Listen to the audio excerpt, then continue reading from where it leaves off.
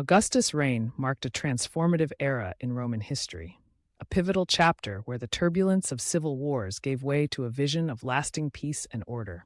In a time when the Roman state teetered on the brink of chaos, Augustus emerged as a unifying force capable of turning conflict into creativity and disorder into design. Picture an empire exhausted by relentless internal strife, its armies far too large and unruly, and its traditions fading into the background of ambition and decadence.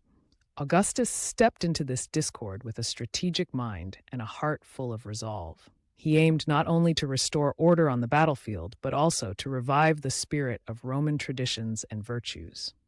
In his reforms, he managed to balance the need for military might with the nurturing of moral and religious renewal, two vital ingredients for the stability of Rome.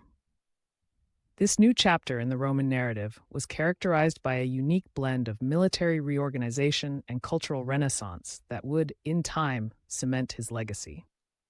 Through ingenious policies and reforms, Augustus redefined what it meant to be Roman, a blend of strength and virtue, of discipline and heritage. Today, we will traverse his innovative steps, understanding not only the mechanics of his military changes, but also the spirit behind his sweeping moral revitalization. Prepare to dive into a narrative where discipline meets divinity and strategy embraces spiritual renewal, all of which made Rome a beacon in the ancient world. When Augustus returned to Italy in 30 BC, he inherited a staggering force of approximately 500,000 soldiers. In a bold, decisive move, he discharged over 300,000 veterans, settling them in designated colonies or leaving them in their native municipalities with lands he proudly claimed as purchased, not confiscated. This initial step was not merely an act of downsizing. It was a strategic overhaul aimed at restoring discipline. Augustus recognized that an immense, undisciplined mass of troops could be more of a liability than an asset. His vision was to create a lean, professional, and permanently stationed military force, dedicated not only to securing Rome's borders, but also to upholding its newfound order and traditions. At the core of Augustus' military transformation was the creation of two distinct yet complementary forces, the legions and the auxiliaries. The legionaries, the pride of Rome, were recruited primarily from Roman citizens and provincials who obtained citizenship upon enlistment. Organized into legions of nearly 6,000 men, these warriors were meticulously trained and equipped for intense combat. Their formation, which included approximately 120 cavalry units among a predominantly infantry force, was designed to embody the disciplined spirit of Rome. Complementing them were the auxiliaries, drawn from the empire's subject peoples, known for their martial prowess, filling the ranks that Italian allies once held. Each auxiliary unit, whether organized into cohorts or the slightly larger alae, formed a flexible force with units typically comprising 480 to 960 soldiers. While they served to enhance the fighting capacity of Rome, an added incentive awaited them at the end of their service, a reward of Roman citizenship. This dual structure not only integrated diverse populations into the military framework, but also served as an effective means of fostering loyalty and reducing internal dissension. By combining the valor and discipline of Roman citizens with the distinctive skills of auxiliary troops, Augustus crafted a formidable force that was both agile on the battlefield and deeply intertwined with the empire's cultural revolution. Distinct in role and elite in status, the Praetorian Guard operated as the intimate shield of Augustus. Though numerically smaller, their strategic value was immense. They were always stationed in Rome, unlike the legions and auxiliaries dispersed across distant provinces. Chosen exclusively from the Italian peninsula, these soldiers enjoyed shorter terms of service paired with a premium salary that underscored their elite status. Commanded by two praetorian prefects of equestrian rank, the Guard was not merely a military unit. It was a symbol of imperial authority. Their proximity to the city ensured that the emperor's voice was always heard within the heart of the empire, mediating the delicate balance between military might and civil control. In 6 AD, Augustus took a further step towards equilibrium and efficiency by defining the terms of military service with precision. For the praetorians, service was set at 16 years, a term designed to maintain a constant state of readiness without overstaying youthful vigor. Legionaries, whose duty was to the state on a grander scale, served for 20 years, while auxiliaries committed to a 25-year term. Beyond the discipline gleaned from such extended service, these soldiers received significant rewards upon discharge. The praetorians, revered for their closeness to the emperor, were granted a handsome bonus, 5,000 denarii, while legionaries were awarded 3,000 denarii, plus land assignments in newly established colonies across the provinces. These benefits ensured long-term loyalty and incentivized martial service. However, such generosity came at a fiscal cost.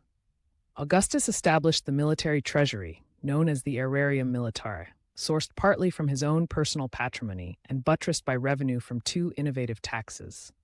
One was a 5% inheritance tax, lightening the burden of wealth transfer for some, while reinforcing fiscal discipline, and the other a 1% tax on publicly sold goods. These measured fiscal reforms were not only necessary to support the new military structure, but they also symbolized the merging of statecraft with military prowess, a vision where every coin and every soldier served the greater stability of the Roman state. Augustus did not overlook the significance of naval forces, especially for the security of Italy's coastline and neighboring seas. He created a small yet efficient permanent fleet, strategically stationed at Ravenna and Misenum.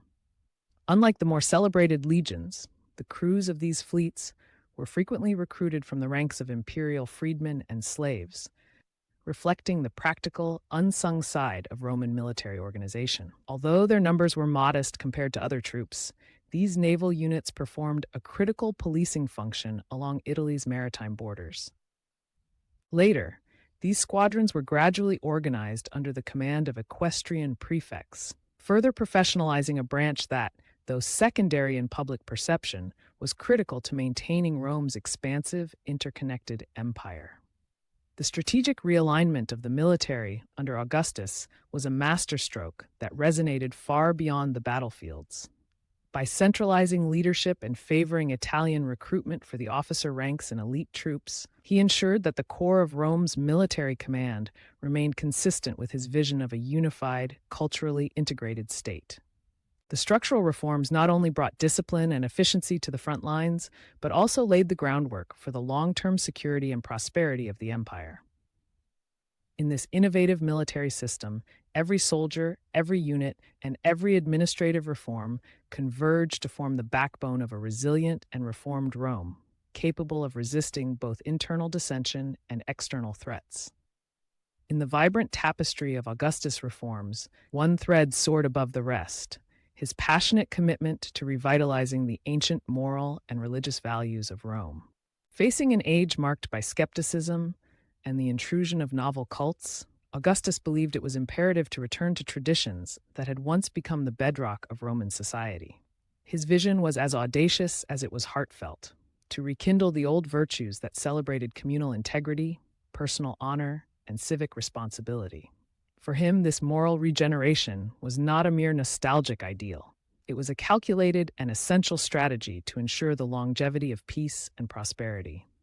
Augustus hoped that by nurturing a society steeped in timeless religious rituals and ethical standards, Rome would once again shine as a beacon of stability in a world rife with turmoil. The restoration of public religion was one of the most visible symbols of Augustus's transformative policies. Recognizing that the fading faith of the people undercut the state's moral fiber, he set out to reinvigorate the ancient priestly colleges, which had long been the custodians of Roman beliefs and traditions. To ensure a robust revival, Augustus not only restored these venerable institutions, but also established new patrician families to assist in their rejuvenation. His personal commitment to religion was underscored when, after the death of Lepidus in 12 BC, he assumed the mantle of chief pontiff, the foremost religious authority in the state. Temples and shrines that had languished in decay were painstakingly repaired, breathing new life into hallowed spaces dedicated to deities such as Jupiter Capitolinus, Quirinus, and Magna Mater.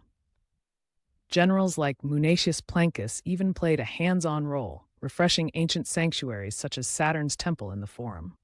These actions not only restored architectural marvels of the past, but also rekindled public devotion, weaving religious practice back into the everyday fabric of Roman life. Among the myriad religious initiatives, the revival of the cult of the Lares and the establishment of the Genius Augusti held a particularly endearing place in Augustus' heart. The Lares, known as guardian deities of crossroads and households, had long been cherished by the common folk. Augustus seized upon this beloved tradition by ensuring that each of the 265 divisions, or vici, of Rome was graced with a shrine dedicated not only to the Lares, but also to his divine spirit, the Genius Augusti. This act symbolically transformed the emperor into a protective force over the city, a subtle yet potent message of unity and lasting loyalty.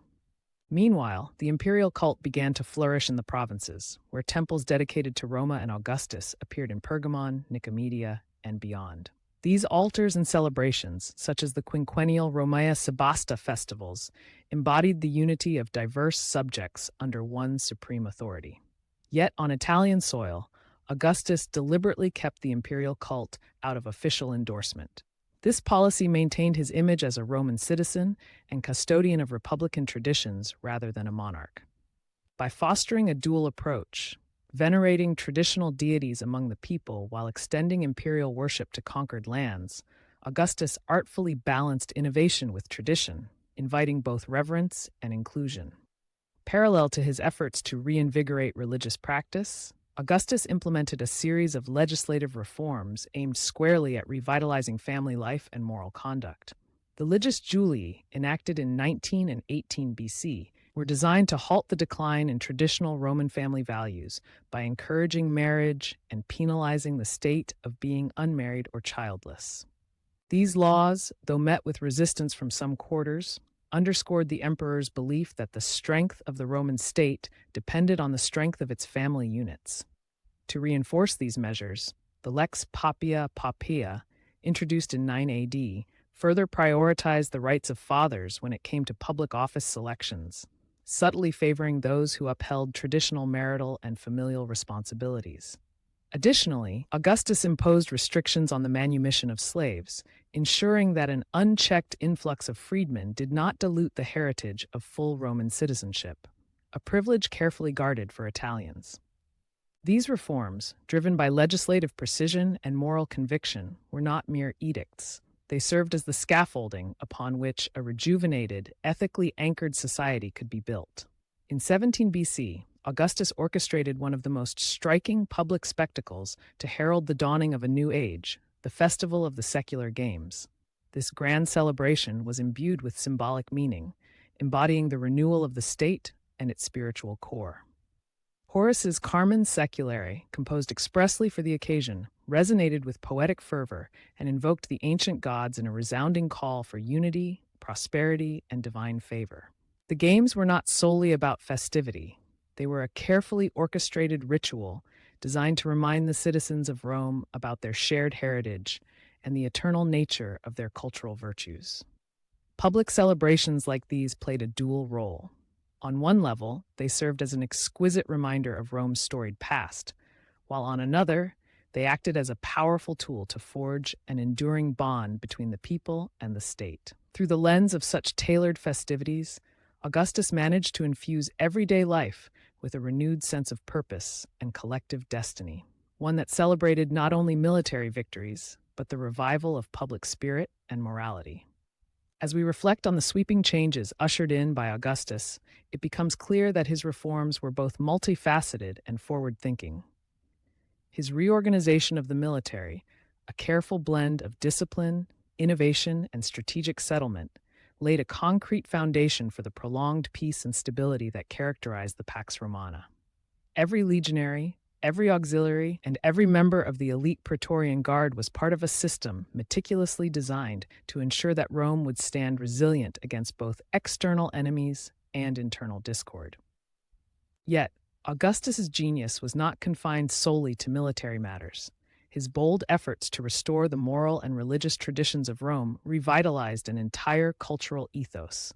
By restoring crumbling temples, reintroducing ancient festivals, and legislating the revival of family values, he reimagined Rome as a society where strength was measured not only in the prowess of its armies, but also in the depth of its spiritual and ethical commitments. This dual legacy of military pragmatism and cultural renaissance resonated with the commonality of Romans, from the mightiest centurion to the humble household guardian of the lares. The judicious use of fiscal measures to sustain these reforms, whether through the aerarium militare or through carefully calibrated taxes, underscored an empire that was fiscally responsible and culturally vibrant. The military and moral frameworks Augustus implemented did more than address immediate crises. They enshrined a long-lasting vision that would echo through centuries of Roman history. Imagine walking through the bustling forums of ancient Rome, where the disciplined stride of legionaries meets the vibrant sounds of public celebrations, a harmonious blend of might and morality. Such was the legacy of Augustus, a legacy that taught future generations the value of balancing strength with virtue, innovation with tradition, and structure with spiritual creativity. His comprehensive reforms remind us that lasting progress often involves challenging and reshaping every facet of society, from the battlefield to the family hearth, ensuring that stability and prosperity are built on sturdy, time-tested foundations. In this light, Augustus's transformation of Rome becomes not just a historical account, but an enduring lesson on the power of visionary leadership and creative reform, a lesson still